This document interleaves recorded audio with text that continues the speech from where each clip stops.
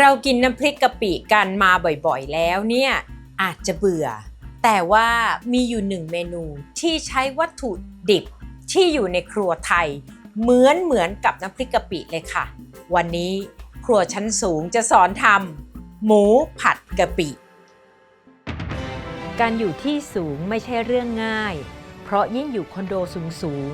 ก็ยิ่งห่างไกลจากอาหารวันนี้ป้าป้อมจะมาทำให้เห็นว่าครัวเล็กๆในคอนโดก็ทำอาหารดีๆได้ใช้งบไม่สูงและทำให้ชีวิตบนที่สูงขึ้นได้อีกขึ้นไปค่ะขึ้นไปครัวชั้นสูงกัน High Zone Kitchen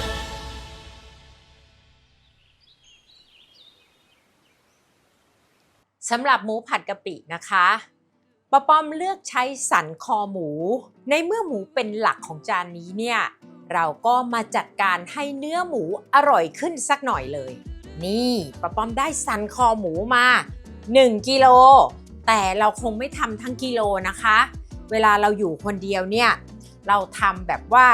พอประมาณกินจานหนึ่งเพราะว่าสำหรับหมูผัดกะปิเนี่ยป้าป้อมไม่แนะนำให้ทำเก็บไว้ค่ะ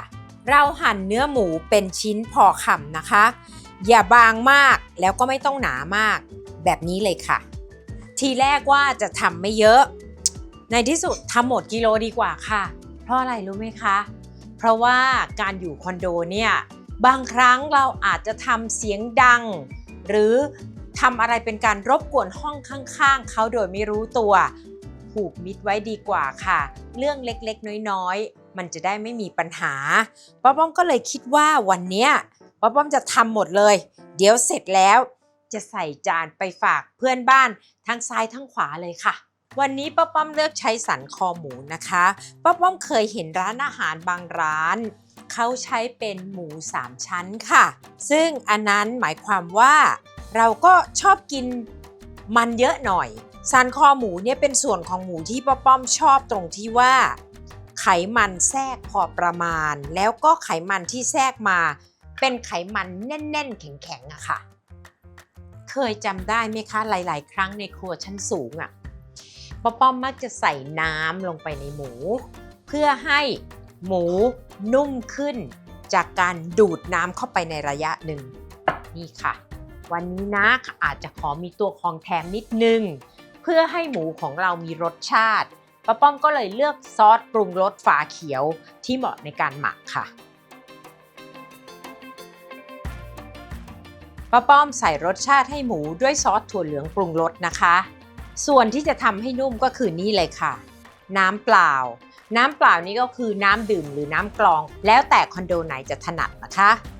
ใส่น้ำลงไปค่ะขยำให้ดูเหมือนน้ำที่เราใส่ลงไปนี่หายไปแล้วก็วางพักไว้ค่ะ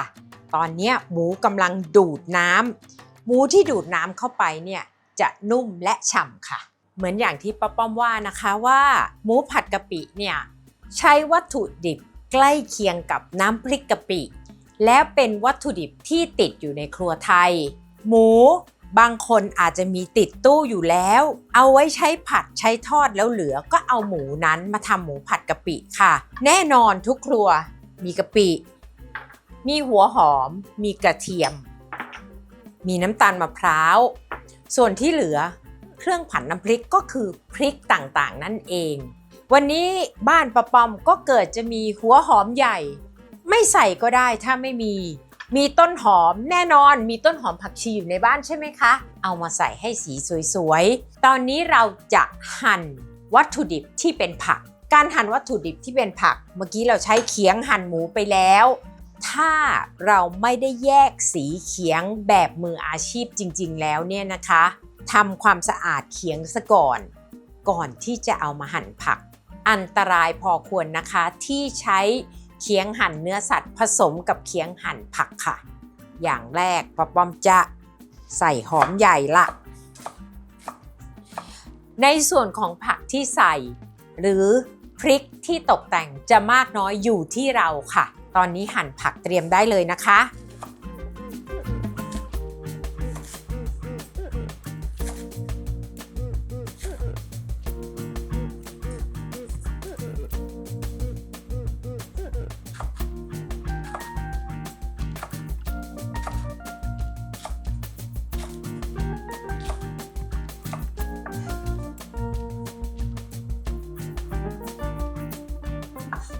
นี่ค่ะในส่วนที่จะผัดใส่สวยๆมี3อย่างแบบนี้ที่เหลือจะเป็นส่วนที่เราเอามาผัดหอมๆนะคะอย่างแรกป้าป้อมใช้กระเทียมค่ะประมาณครึ่งถ้วยตวงค่ะส่วนหอมแดงป้าป้อมใช้น้อยกว่ากระเทียมนั่นคือประมาณเศษ1/4 ถ้วยตวงหอมแดงเนี่ยช่วยให้หมูผัดกะปิเนี่ยมีเนื้อสัมผัสหรือมีความข้นเป็น texture หนึ่งในซอสนะคะป้าป้อมจะใส่หอมแดงไปสักแค่ประมาณเศษ1/4 ถ้วยเท่านั้นค่ะองค์ประกอบต่อไป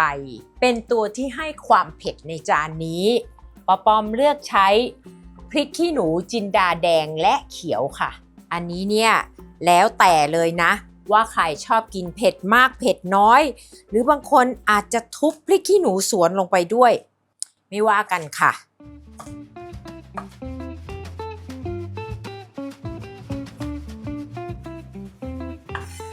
และป้าป้อมก็จะใส่กะปิลงไปประมาณ2 ช้อนโต๊ะค่ะวันนี้ป้าป้อมเลือกเครื่องทุ่นแรงเป็นเครื่องบดแห้งนะคะแต่ถ้าใครไม่ใช้เครื่องบดแห้งสามารถตำเอาได้ค่ะก็เหนื่อยหน่อยนะคนขี้เกียจอย่างป้าป้อมขอใช้เครื่องทุ่นแรงแล้วกันค่ะวันนี้ป้าป้อมเลือกใช้เครื่องบดแห้งซึ่งมาชุดเดียวกันกับเครื่องทุ่นแรงตัวแรกของป้าป้อมนี่แหละค่ะแต่เปลี่ยนหัวมาเป็นเครื่องบดแห้งค่ะ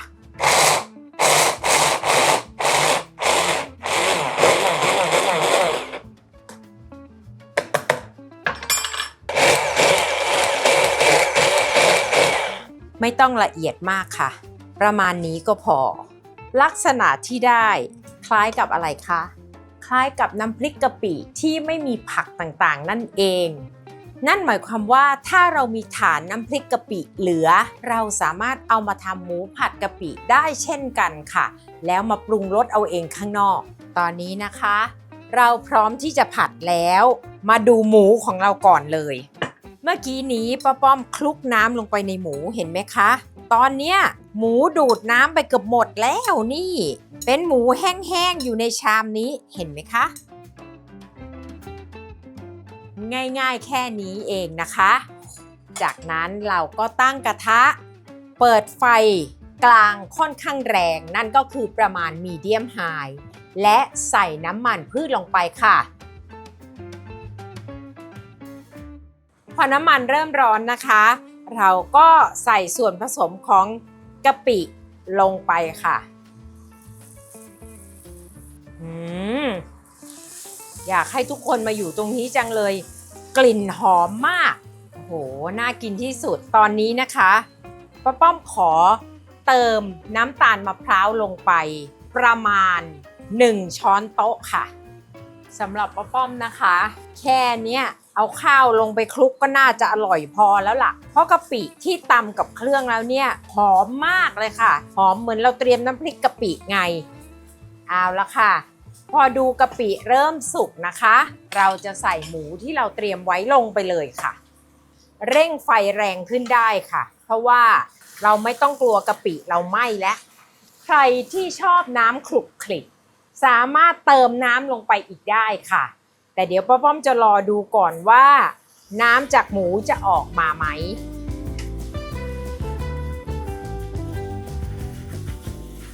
ตอนนี้นะคะป้าป้อมตัดสินใจที่จะค่อยๆเติมน้ำลงไปทีละหน่อยไม่ได้ต้องการให้เขามีน้ำซอสมากแต่ป้าป้อมเพียงแค่ต้องการให้หมูไม่แห้งจนเกินไปค่ะนี่เห็นไหมคะจะเป็นแค่น้ำคลุกคลิกเท่านั้นเองอย่างที่บอกนะคะการผัดหมูเนี่ยต้องผัดจนแน่ใจว่าหมูสุกจริงๆเรากินหมูดิบไม่ได้นะคะหมูดิบไก่ดิบไม่ควรจะกินค่ะเอาละค่ะเราใกล้จะต้องมาชิมรสแล้วอมหวานเล็กๆอร่อยมากเลยป้าป้อมจะเติมน้ำปลาลงไปประมาณครึ่งช้อนโต๊ะนะคะไม่อยากให้เขาไปดับกลิ่นของกะปิค่ะอยากให้มีแค่พอประมาณถ้าเค็มไม่พอเราก็จะโปรยเกลือลงไปค่ะ การใส่เกลือลงไปตอนท้ายนะคะเป็นเหมือนกับไปเร่งรสชาติทุกอย่างให้เข้มข้นขึ้นค่ะรสชาติก็เข้าที่เข้าทางแล้วป้าป้อมจะเริ่มใส่ผักที่เตรียมไว้เลยค่ะนั่นคือหอมใหญ่กับพริก3 สีและป้าป้อมจะปิดท้ายด้วยต้นหอมจบที่ไฟแรงแค่นี้เป็นอันเสร็จค่ะถ้าใครชอบหวานสามารถโปรยน้ำตาลทรายลงไปอีกได้นะคะแค่นี้หมูผัดกะปิของเราก็พร้อมจัดลงจานแล้วค่ะ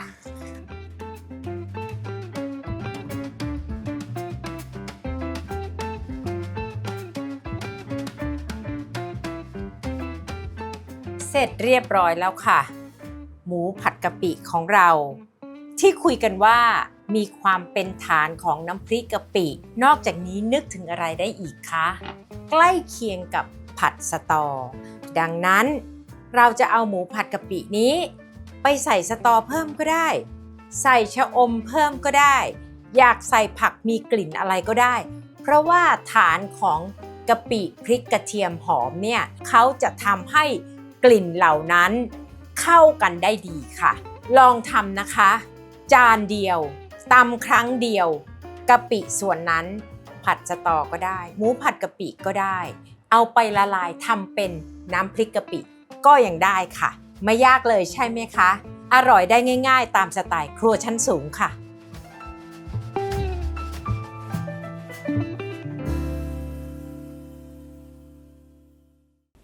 เก็บครัวเสร็จแล้วก็มากดกระดิ่งกด Subscribe ไว้นะคะเพราะว่าครัวชั้นสูงยังมีอีกหลายเมนูจะได้ไม่พลาดกันค่ะ